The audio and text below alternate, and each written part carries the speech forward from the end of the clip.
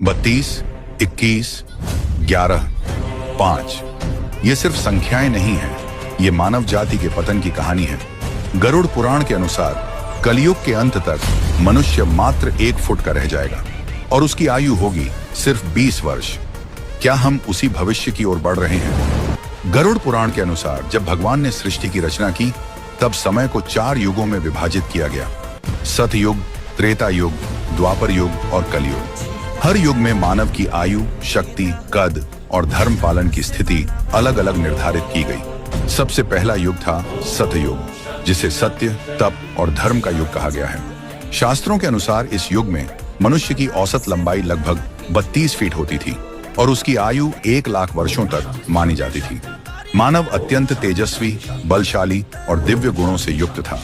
इसी काल में भगवान ने मत्स्य, कूर्म, वराह और नरसिंह जैसे अद्भुत अवतार धारण किए। समुद्र मंथन जैसी महान घटना भी इसी युग में हुई, जब सृष्टि की रक्षा के लिए भगवान शिव ने विष का पान कर नीलकंठ स्वरूप धारण किया। इसके पश्चात आया त्रेता युग। इस युग में धर्म का प्रभाव कुछ कम होने लगा। मनुष्य की लंबाई घटकर लगभग 21 फीट रह गई और आयु घटकर 10,000 वर्षों तक सीमित हो गई। इसी युग में भगवान ने वामन, परशुराम और मर्यादा पुरुषोत्तम श्री राम के रूप में अवतार लेकर अधर्म का नाश किया और धर्म की पुनः स्थापना की। तीसरा युग था द्वापर युग, जहां पाप और पुण्य का संतुलन लगभग बराबर हो गया। मनुष्य की लंबाई घटकर लगभग 11 फीट रह गई और आयु सिमटकर लगभग 1000 वर्ष रह गई। इसी युग में भगवान श्री कृष्ण और बलराम ने धरती पर अवतार लिया। महाभारत जैसा महायुद्ध हुआ, जिसने धर्म और अधर्म के बीच अंतिम निर्णायक संघर्ष को जन्म दिया।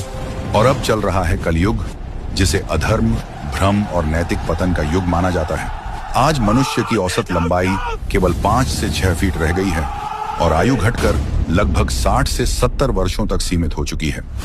गरुड़ पुराण में संकेत मिलता है कि कलयुग के अंतिम चरण में मनुष्य की आयु मात्र 20 वर्ष रह जाएगी और उसका कद केवल 1 फीट का रह जाएगा। जब अधर्म अपने चरम पर होगा, तब भगवान विष्णु कल की अवतार लेकर पृथ्वी पर धर्म की पुनः स्थापना करेंगे। अगर आप भी मानते हैं कि कलयुग का अंत निकट है, तो कमेंट में लिखें जय श्री कल की और इस रहस्य को आगे जरूर बढ़ाएं।